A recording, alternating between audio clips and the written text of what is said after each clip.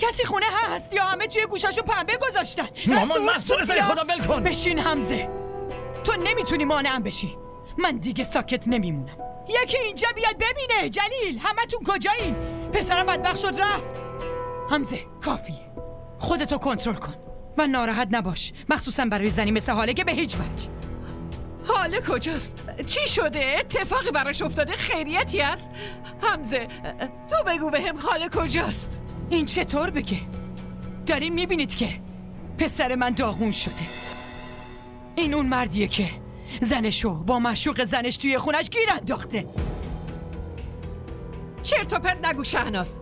اون با تو رفته بود، از من اجازه گرفتی و اونو با خودت بردی. آره با من رفته بود، اما با خرم گیرش انداختیم. خرم؟ آره عمه، خرم.